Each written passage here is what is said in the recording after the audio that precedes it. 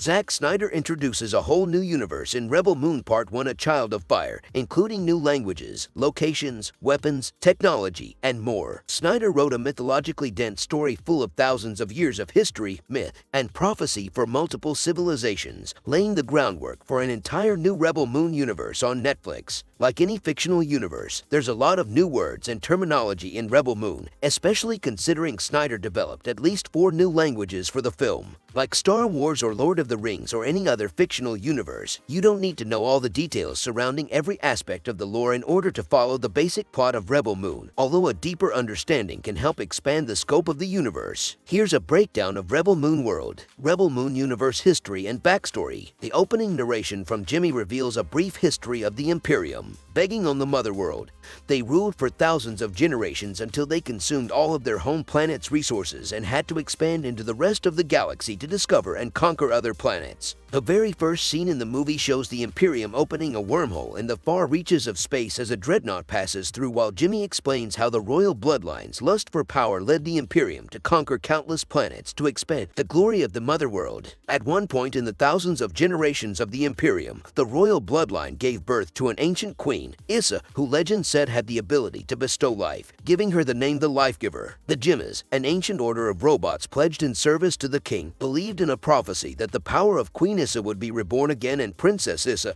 and that she would usher in a new age of peace and compassion and bring peace to the galaxy. The death of the slain king and the modern Imperium. As the Imperium conquered new worlds, it also subjugated their people, adding them to its ranks of soldiers. As one of the Imperium's top military leaders, Belisarius led the attacks on numerous planets personally, which is what led him to discover Cora. He saw something in her, and instead of killing her like the rest of her people, he took her under his wing and trained her. She climbed the ranks at the Academy Militarium and saw success on the battlefield. Eventually, Belisarius pulled strings to make her the personal bodyguard of Princess Issa. It wasn't just the Jimmas that believed the prophecy of Princess Issa. Even the king believed she'd bring compassion back to the Imperium, ending war, and becoming the dawn of something better. Unfortunately, that didn't come to pass. An assassin killed the king and queen.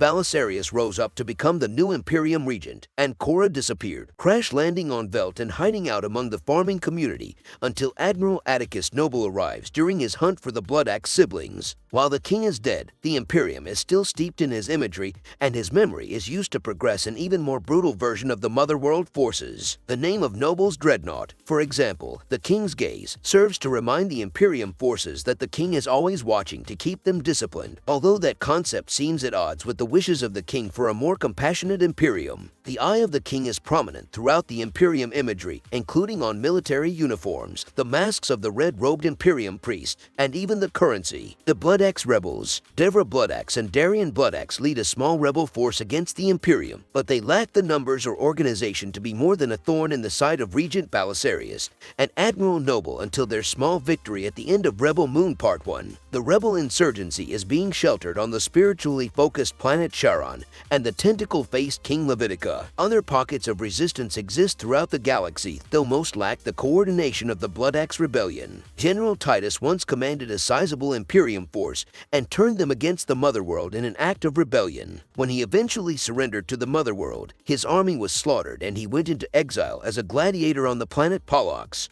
The weapons and technology of Rebel Moon. The guns in Rebel Moon are a little different from real-life projectile weapons or the kind of energy weapons often depicted in science fiction. Instead of shooting bullets, lasers, or other energy blasts, Rebel Moon's guns fire what Snyder referred to as slag, which is a superheated chunk of plasma. When the corks hit organic matter like humans, aliens, or animals, they burn a lethal hole in the body, but when they hit a hard metal surface like a wall, it splashes and leaves a small melted crater. Nemesis and some Imperium soldiers also wield swords. The blades of the swords wielded by the Imperium are powered by energy packs that make the blade glow blue when it's charged up, but Nemesis wields a version of the weapon with some noticeable differences. Nemesis' hands have been removed and replaced by robotic gauntlets that supercharge her sword, making the blades glow bright orange-red as they become hot enough to slice through almost anything with ease.